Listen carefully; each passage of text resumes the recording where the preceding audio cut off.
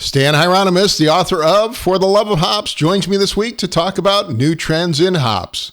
This is BeerSmith episode number 125.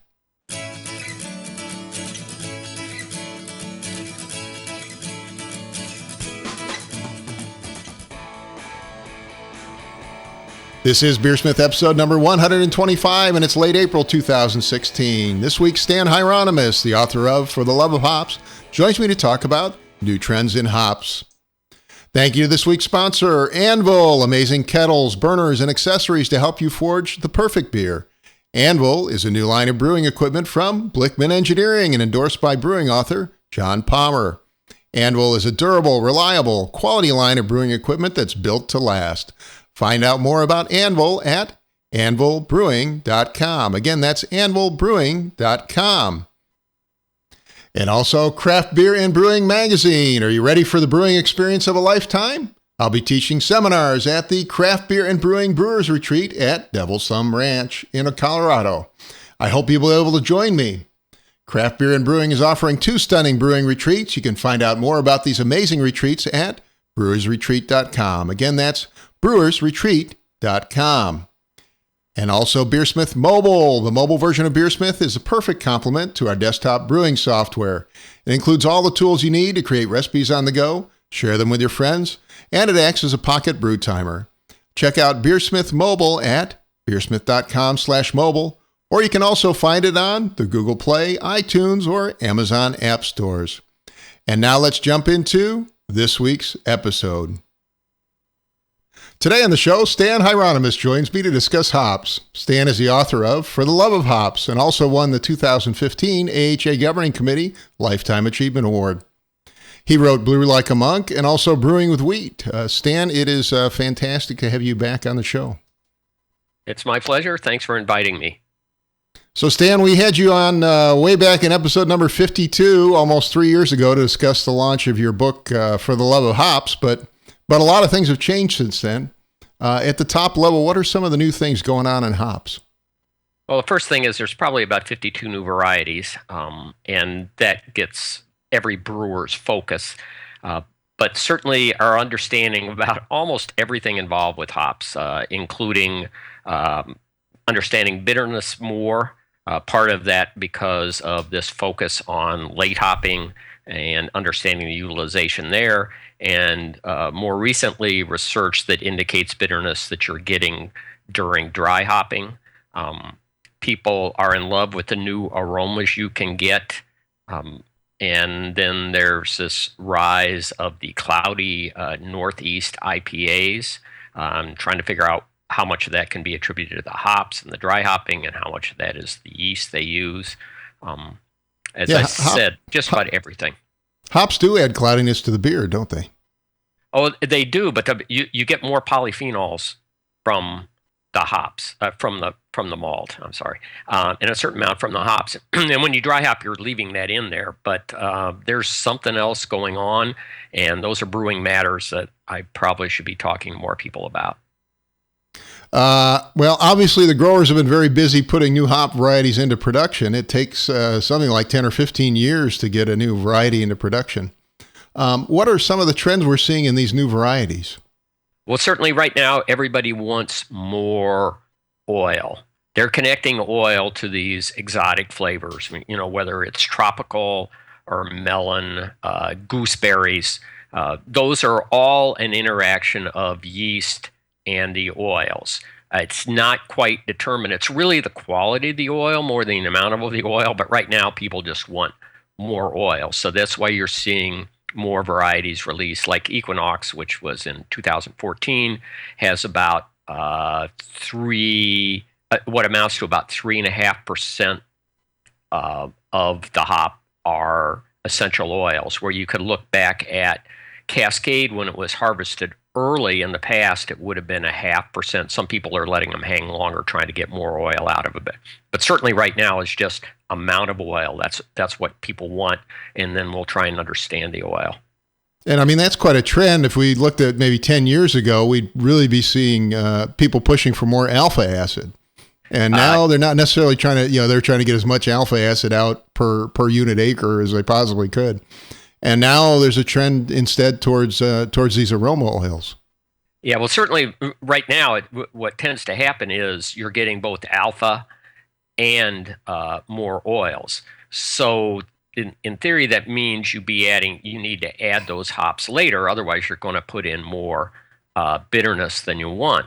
It also changes the balance between alpha and beta. So the Germans have emphasized the importance of not having that ratio get too high for what they refer to as the quality of bitterness. And that's going to become more of a discussion, certainly as people choose to make more than just IPAs and double IPAs. And what are the major hop oils we're talking about here? Well, certainly, if you look at a catalog, you're going to see what the myrcene is, the caryophyllene, humulene, and this is terrible. I should know this, shouldn't I? The four big ones, right? Yeah, and the fourth one is not very big. It's usually under one.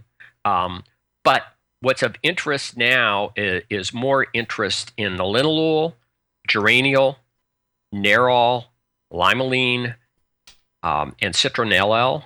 The feeling is that's where you're getting what we've referred to as a hoppy flavor. And this has gone through cycles. The importance of linalool was first discovered in the early 80s, and there was such an emphasis of saying, we want more linalool, we want more linalool. And people began to understand over time it's not just linalool. Now, how the linalool and geraniol are interacting together seems to be a factor in creating these exotic, fruity flavors. So there's more emphasis on that.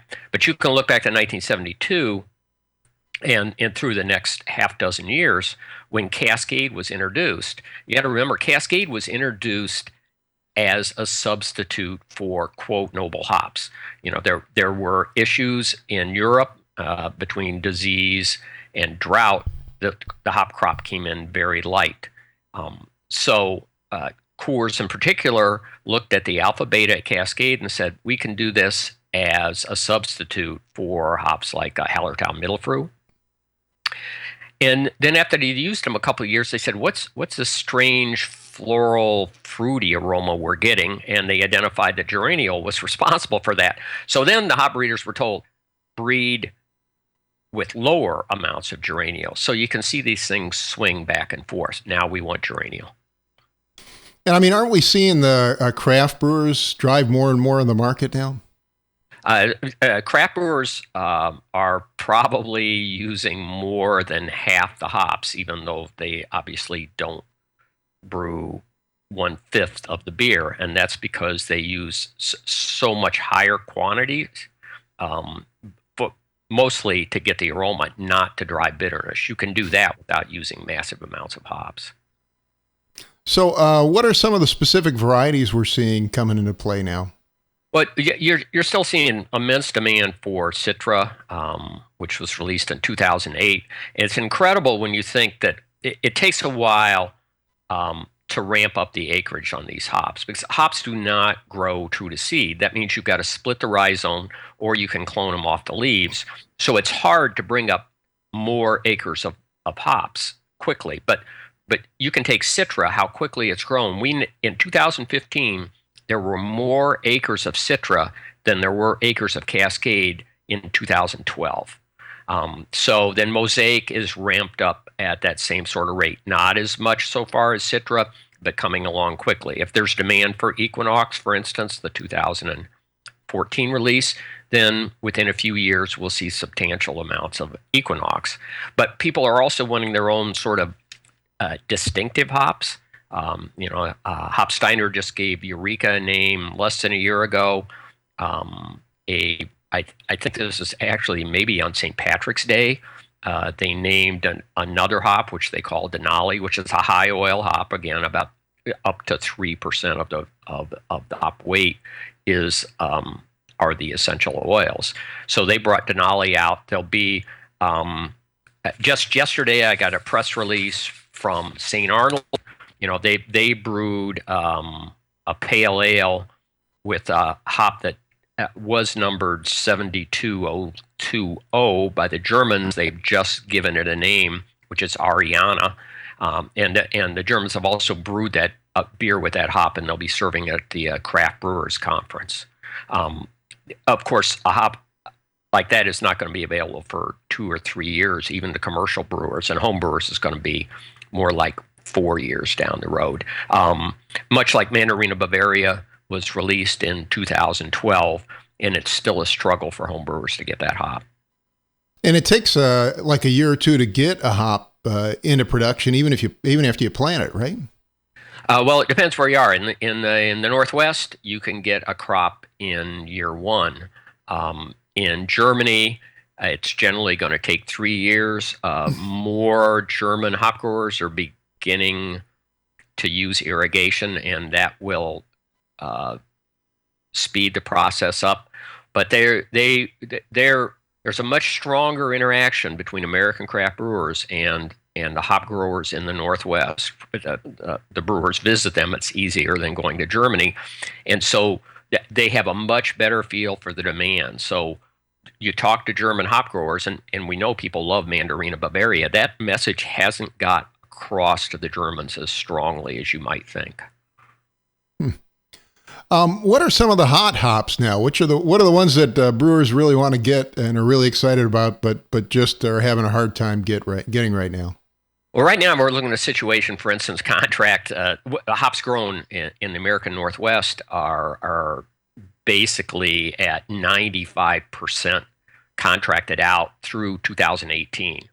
So wow. if you say, now some of those, they're sitting with brokers, so you can go in and buy them, but you're never quite sure what you can get. So, Citra and Mosaic remain immensely popular. Amarillo, which has been around a while, is also very popular. Centennial's been up and down how easy it is to get, and then you've got those new German hop varieties, Mandarina Bavaria, Hugh Melon, and Hallertau Blanc,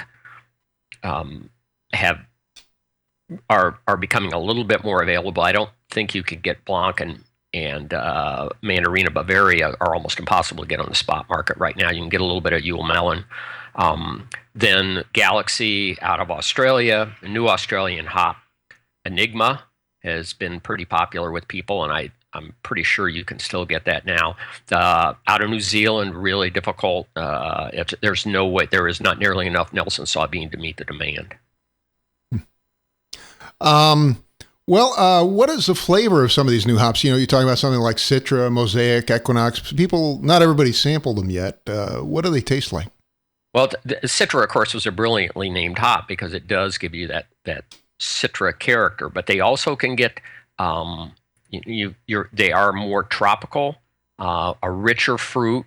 A lot of times you'll get a melon quality, and that's why perhaps that's why, because you have this other trend, which is not really hop related. It is hop related, but it isn't adding more hops, and that is more fruited IPAs. So somebody would say, geez, this tastes grapefruity, and they've added, and Ballast Point has been at the forefront of that, of course, starting with the grapefruit sculpin, but now pineapple and all of these other fruits added to augment the fruity flavor you already get from the hop. And what about some of the other ones like Equinox or Mosaic? Again, Mosaic is a daughter of Simcoe. Mm-hmm. And if you use Simcoe, as you know, Simcoe, it can give you some of that fruity character, but it also can wander over into the dank territory. So when they get big, they're kind of wetter and more resinous, and so Mosaic is pretty versatile that way. A ton of Mosaic single hop beers out there right now. Again, looking for melon, tropical, sometimes gooseberry. Well, I've heard it can take up to 15 years to bring a new hop variety into market production. Why does it take so long? I mean, obviously, we talked about it takes a year or two to ramp up even a small production, but why does it take 15 years? Well, unlike, say peas, when people are breeding peas, you can keep getting different generations peas, I guess, every few weeks or every few months. Hops, it's a full year. So you would do that first cross in, say, the fall and get plants in the ground the next year. And when they do that cross, what they're doing is creating thousands of seeds and planting those seeds. And the first test for those seeds, which is the first year, is to see if they can stand up to disease. So it wouldn't matter. You don't care what flavors it's creating at that point. You're killing 90% of them because they are not disease worthy. And then they go through the next several years are continue to just look at the agronomics, see how they grow, look if they're going to be yielding enough. When you think that it can cost up to $60,000 when you take the land and the infrastructure into account, $60,000 to put in 1 acre of hops. Wow. So you want that to be a very efficient acre. So if you have something that grows great but only generates, say, 6 bales, which would be 1,200 pounds per acre, then it's much more expensive hop. So, and that's one reason Mosaic was bred to begin with. Simcoe is not a great growing hop. So looking for a better agronomic hop, that's why Mosaic came about. It also turns out it has these other interesting aroma and flavor characteristics. But so it takes a few years to test the agronomics.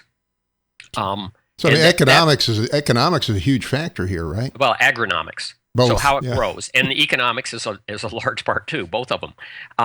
At that point, you begin to see how they smell and taste, and to begin to sort out the ones. At which point you can say, let's put these on trials to a few hills worth. Again, you get a better chance to see how they grow, and you can start to test them in beer, put them in a few brewers' hands, because brewer acceptance is incredibly important. The cross for Citra was made in 1990, and it was 2008 before brewers embraced it. Three large brewers that are not defined as craft brewers, owned that hop for a while. But they couldn't figure out a beer that it worked in. And, it would go back to just the test plot. Somebody else would try it. Somebody else would try it. And not until Widmer, Sierra Nevada, and Deschutes embraced it did it finally move forward to the public. The effort is to shorten this process a little bit. So by tracking the hop genome, which is going on on a couple different fronts right now, you can begin to look at the characteristics of the parents, so you've got a better growing hop. Maybe begin to understand what is creating the character where you get more geraniol or more linalool or whatever we decide are the positive attributes. So the research takes place on two fronts. One is figure out what good oils are. Two is cross the parents so you can get hops that create those good oils. And interesting aspect here, you mentioned hops are grown from rhizomes. They're not grown from seeds. Why is that? What drives that? Well, they do not grow true to seed. That's simple. You get new seeds coming out, which has been the challenge. That was a plus over time. What happens if so that means if you plant a seed and then next year plant another round of seeds, you don't get the same plant, huh? Correct. And a plant will generate thousands of seeds. That's why, and all the hops we use are females. They are the ones that create the cones. The male hops are useful for generating new hops. That's it. So you generally will root out all the male plants, because otherwise they're going to get the female plants pregnant, which gives you more seeds in your hops, which brewers do not want. People pelletizing hops certainly do not want. And then they will scatter in the field, and coming up out of the ground will be hops that are not quite like everything else in that field. Wow. Well, in addition to all these new hop varieties, our understanding of hops has really evolved quite a bit over the last few years. At the top level, what are some of the trends in hop and brewing science and the way we use them? Well, there certainly has been a move to get, and IPA is obviously are at the core of this, to get more aroma and flavor into the beer, and using dry hopping to do that, or perhaps very late hopping. 10 minutes of boiling eliminates half your oils. So what has been referred to as that flavor addition, which could have been at 20 minutes or 10 minutes, depending upon how traditional you are. All that addition does is it creates a little bit more isoalphas, but it eliminates a ton of potential aroma and flavor. And that's why people have gone towards whirlpool hops, or so-called whirlpool or steeped hops, right? Right, and at the homebrew you can do a hop stand, so just do it at knockout. Right. They're bouncing around. Zymer GHA funded this study at looking at how much bitterness you get out of a hop stand, because there's more than people realize. This will be something for you to recalculate with your software. And yeah, I have it in there now, actually. That's good. But we've got this other factor. So we'll jump ahead to dry hopping for a moment, because Hopsteiner's done some interesting new research. There's also some going on down the road from me here in St. Louis that Urban Chestnut's doing. In the case of Urban Chestnut, they're just looking at pH. When you dry hop, you raise the pH. And the research at Hopsteiner shows that's pretty linear, although probably variety dependent. And when you raise the pH, and the sensory panels that Urban Chestnut is using, you increase the perception of bitterness. So that's something, even if you don't change the BUs in the beer, people's perception of the beer will change. Obviously you're not getting a lot of isomerization. Isomerization drops off pretty rapidly when you go below like 80 degrees Celsius, I think. Right. But you're changing the perception just by changing the pH, huh? Right. So you've got that part, but also talking about ISO. So IBUs are not a measure of isoalpha acids. It's a formula agreed upon now more than 60 years ago, at a time when most people used baled hops. They were not kept cold as they are now, so they were already oxidizing at a faster rate than they do now. And during the course of a brewing season, that was even more of a factor. They weren't pelletized, which changes the process. The alpha beta ratios were much lower, so they were very different. And so that process is meant to emulate perceived bitterness, and think about how the quality of the alpha acids is going to change during a brewing season. That formula, it then gives you the IBU, and you shouldn't think that it is the exact measure of ISO. But one of the things research has found at Hopsteiner is when you dry hop beer and you add that extra matter in there, you are dragging some, apparently, ISO is disappearing. Is it being drug out? Not exactly clear. You know that during fermentation, for instance, the yeast alone will take about 20% or more of the ISO out of the beer. Right. So when you finish the boil and you rack your beer off, if you were to measure ISO there and then measure it post fermentation, it's going to be at least 20 ISOs lower. So 20%, right? 20%, yes. Yeah. So ISOs are constantly disappearing. So that's happening when you dry hop.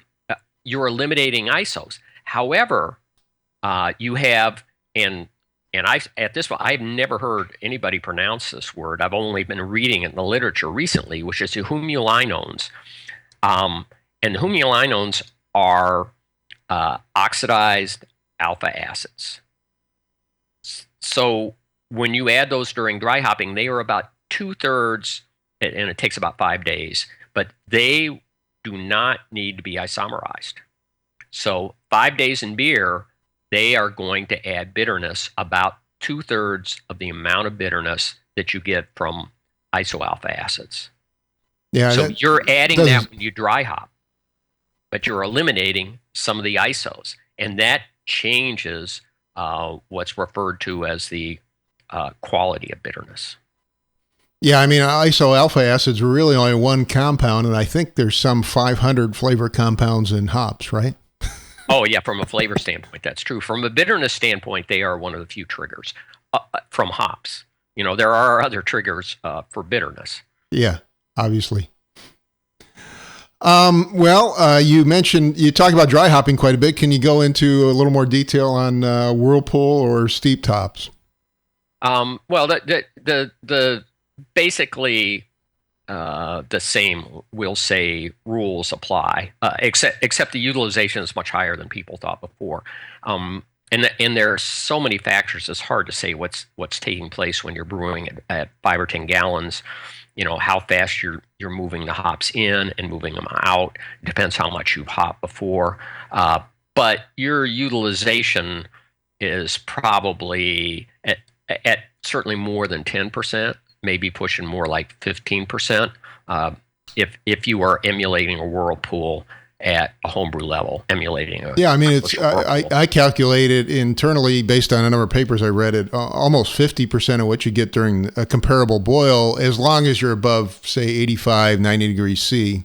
Right. Once you drop below that, the utilization drops off pretty severely, I think.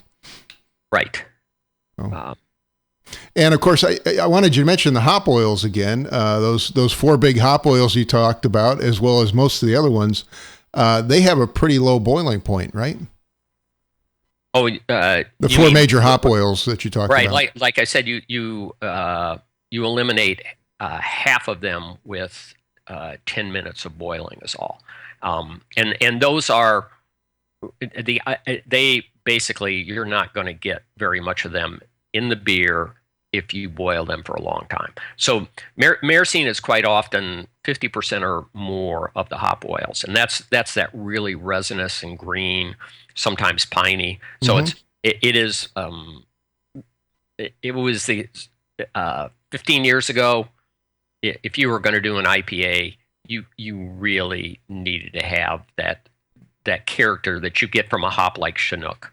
And so if you boil with that hop or even 10 or 20 minutes, you're going to take most of that away. That's why you want to dry hop with that particular hop, and that's going to remain. It's more of the oxidized ones that can carry through into the flavor. Again, that's linalool, geraniol, etc. Now, some commercial brewers have even gone so far as to eliminate the boil hops entirely, and they're brewing entirely with whirlpool hops, right? Generally, there's.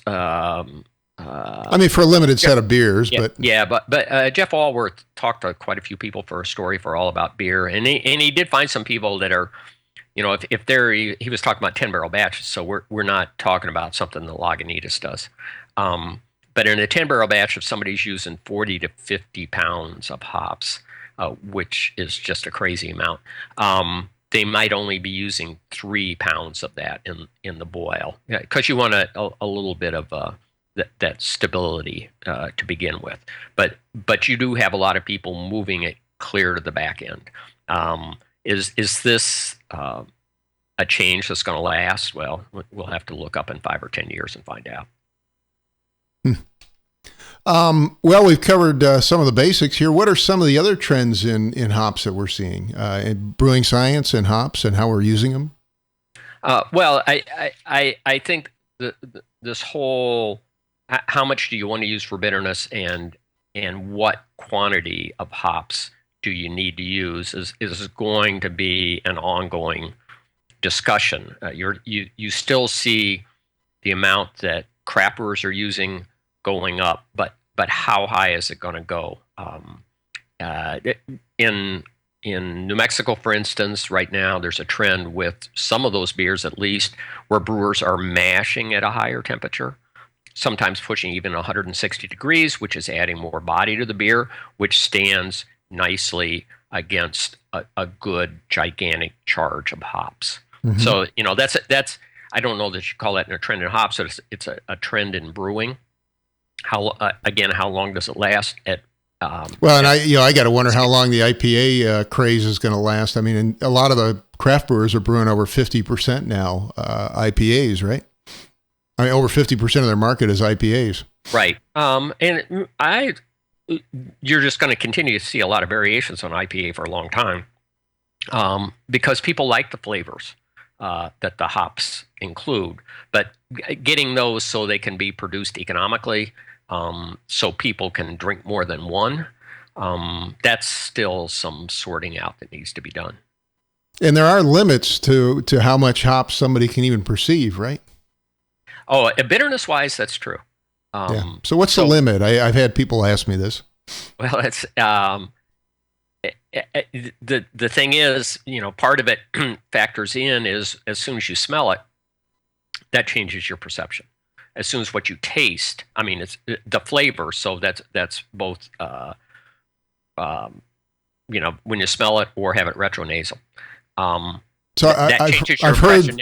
But Germans, the German food scientists will tell you that it's probably at about 60 isoalpha acids, and that's about it. After that, you cannot really tell a difference in the bitterness. At Oregon State, some of the research they've done would indicate that it's a little bit higher than that.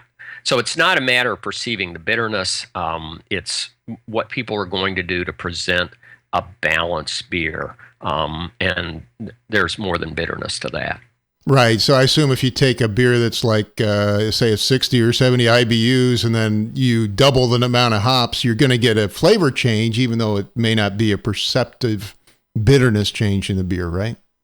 Right. If you were to which they've done, is that you can take those three key sensors out of your tongue that perceive hop bitterness and put them in a laboratory setting.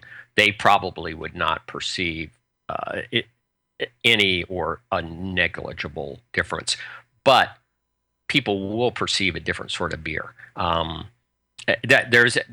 that moves in the factor when you're talking about the amount you're using is we got to figure out, does it work for brewers on a long-term basis? Can they possibly make money brewing beers that use 5 pounds of hops per barrel? And then how efficiently is that? So there is, as you know, more brewers are willing to use hop extracts for bitterness. But at a time, if you've gone all to Whirlpool hops, then you're saying, I don't need any more bitterness that I'm getting from using these hops this way.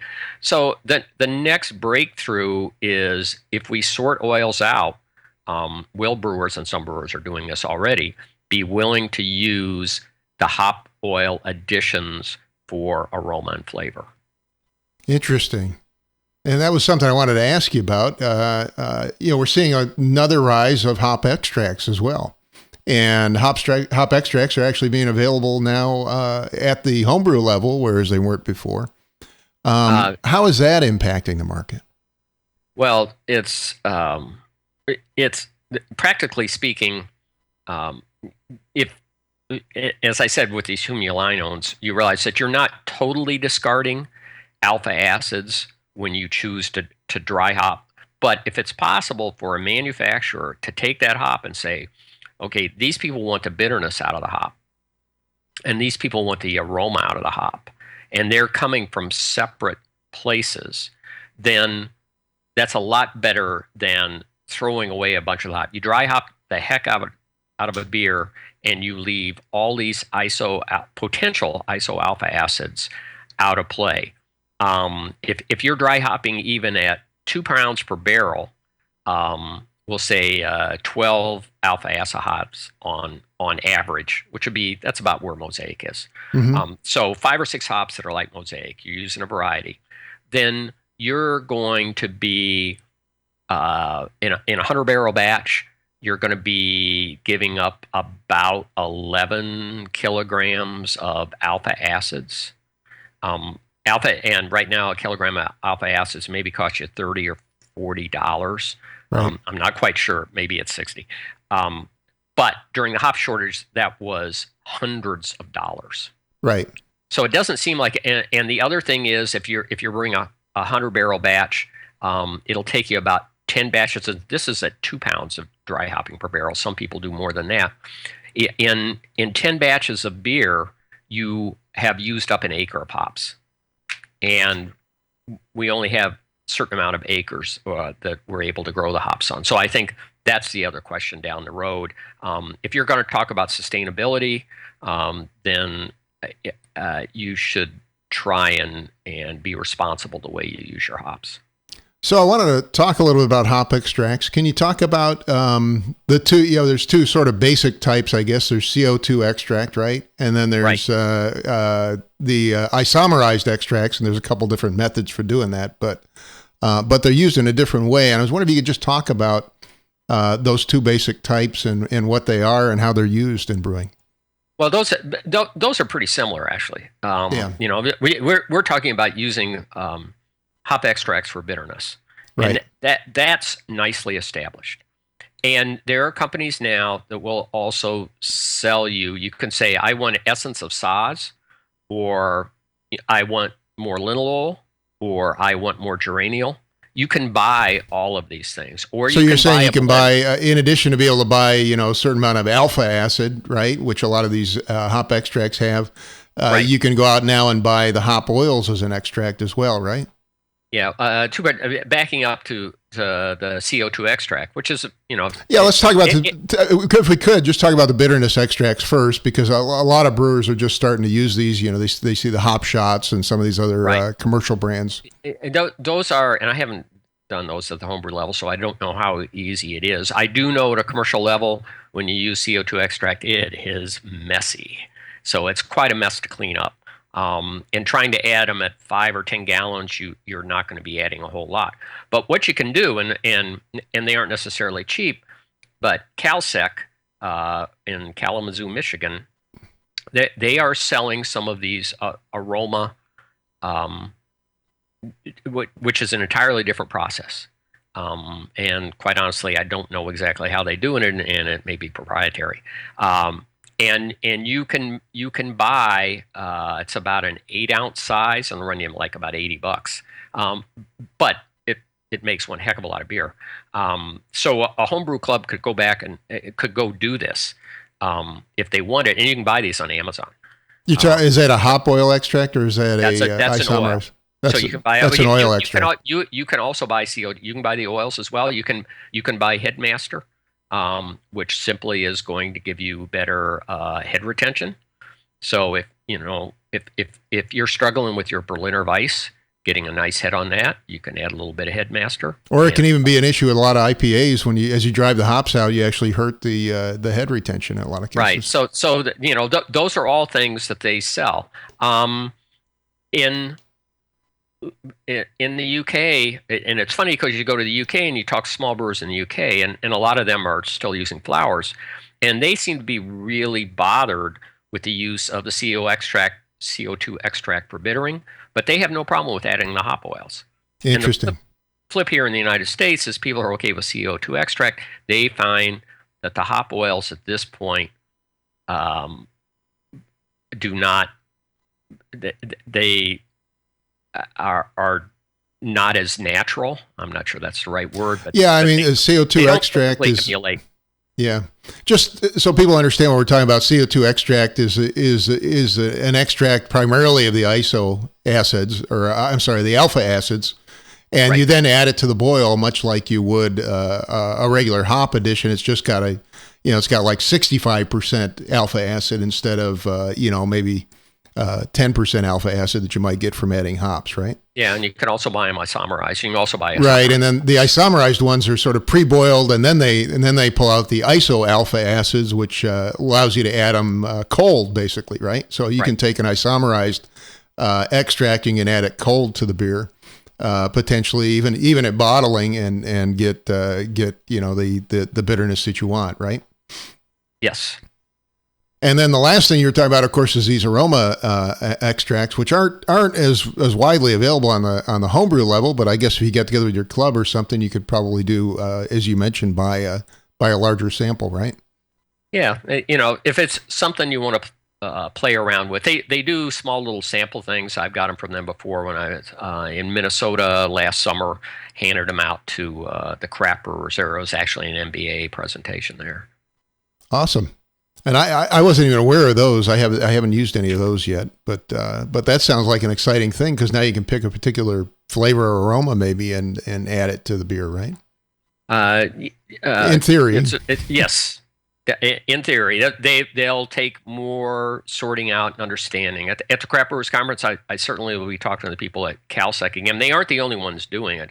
Barth Haas has their own division doing it. Hopsteiner has their own division doing it. So there's a lot going on that front. Awesome. So a lot of things going on in hop extracts as well. There's only one other topic I wanted to cover, Stan, and that was we glossed over a little bit, but we were talking about dry hopping. There seems to be a lot of people experimenting with dry hopping in different phases of fermentation, including active fermentation. I was wondering if you could just talk about that for a moment. Well, as there's more understanding of what's referred to as biotransformations, and that's the interaction of the yeast with the hops. Because when you rub a hop, and you smell that, you can put that in a cold extraction. So you put that basically in water, you'll get something a little bit different. But when it's in beer and interacts with the yeast, that's when you get these exotic fruity flavors. Right. So there's this new understanding of so when you're dry hopping, you're making this decision is how much contact time do you want to have with the yeast. You can dry hop during fermentation, you're going to get more of that. However, you're also going to drive off some of the aroma that you create. Because of the CO2 bubbling through the thing, CO2 bubbling through. So that's taking that out. Then, how much contact time do you want? When we talk about what's going on for commercial brewers, obviously real estate's a big deal to them. They don't want that tank tied up too long. So to get more impact, and there's a bit of common sense to this, rather than dry hop with one charge, which is going to start at the top and float to the bottom, and then maybe you're going to recircuit some way, is dry hop. Let's say you're going to do that for a week. Instead, take half of your hops and dry hop for 3 days, and then the other half and dry hop for 3 days. At a homebrew level, this is a heck of a lot simpler. Right. It's because you can do it for just a short time. And I wanted to mention too, contact times have been going down too, right? In general. Right. When you've got research at Oregon State University, when you're dry hopping relatively warm, stirring, then it takes place. You get what you want in a matter of hours. And in fact, you can begin to lose some of the compounds you want if you leave it in there too long. At New Belgium and only recently when they did Slow Ride, before Slow Ride, which is their session IPA. So, yeah, what is that? New Belgium would dry hop with almost no yeast present. Mm-hmm. With Slow Ride's first one, they're dry hopping with more yeast present. So they were centrifuging out most yeast before. So dry hopping with more yeast present, you see all of a sudden same hops used as before, different aromas and flavors. So you can see the importance. In the case of New Belgium, they are recircing. So they're creating a slurry. So it's a heck of a lot more efficient. And literally their dry hop time is the amount of time it takes to fill the tank and empty the tank. And that's about 24 hours. And they sort of think if they could do that faster, that they would get all the aroma and flavor they want in even less than 24 hours. Yeah, I've heard of a lot of commercial brewers going with shorter and shorter contact times as opposed to the weeks that we did, years ago. Right. But part of that is a practical reason. They need that tank space. Right. At home, if you want to let it sit a little bit longer, of course, at some point you also begin to lose aroma. As soon as kegs are great, but if you bottle, then that aroma is going into the headspace, and then it's going through the crown. Right. Well, Stan, we're coming up near the end, but I wanted to ask, what have you been working on lately? What are some of the new projects you've been doing? Well, I have a book out in September. Congratulations. Brewing Local, American-grown beer. If you asked me a year plus ago, the book was going to be called Indigenous Beers, but that would have been a much different book, and looking at local beer around the world and how they originated. There's so much going on in the United States, even though we don't have a great history of indigenous beers that managed to survive in the 20th century. So it's a little bit about that history, but it's more about what's going on today with people. And you've got so much interest in beer being local, and this can include local hops, and your local hops are going to be a heck of a lot different than your Northwest hops. Mm-hmm. But also, growing or brewing beer with ingredients that are in your yard or that you go foraging for, whether, and there's a little bit about pumpkin beers because you got to do that. But, beers made with persimmons, beers made with beets, the impact that you can get from basil. And basil is pretty amazing because the compounds in basil are much like the compounds in hops. So it looks at more of those sorts of things. Awesome. And I assume you cover some of the, truly American beer styles there too, right? Or truly American beers as well, right? A little bit of the history of that, just trying to sort out so people understand what steam beer really was. And then the rise of adjuncts, which are adjunct beers are truly American beers. And it's not the adjuncts are not the reason we ended up with beer with very little flavor in the mid 20th century. It was the bean counters and the marketers. You can make full flavored beers with 30% corn or rice. Right. Well, Stan, thank you for being on the show. Really appreciate it. I wanted to give you a chance to mention the book one more time. Can you give us a title and maybe where folks can find out more about it? You said it's coming out in September. Brewing Locals from Brewers Publications, which the other books are from. So if you're an AHA member, then you're going to get all kinds of emails about it coming out. Hopefully it's out before the Great American Beer Festival, so we'll have it there. I'll be signing books, talking about some of the things that are in the book at Homebrew Con, or this looking year's forward National to that Homebrew Conference. The week before, I'll be at Savor with Dogfish Head on Friday night. I think that's June 3rd. And Dogfish Head is going to bring some of the historic beers they made, and they're working right now at coming up with a drinkable version of an Apache beer called Tiswin. Which is made with corn. We got lots of great notes about it, a lot about the process. There's some things like, so how do they convert the malted corn? But they're doing that at their brew pub / pilot brewery, and I'm sure that beer will be very nice drinking by then. So I'm looking forward to that a lot. Awesome, Stan. Again, the name of the book? Brewing Local. Brewing Local, available in September. Well, thanks again, Stan, for joining us on the show. I really appreciate you being here. Okay, and I'll see you in Baltimore, right?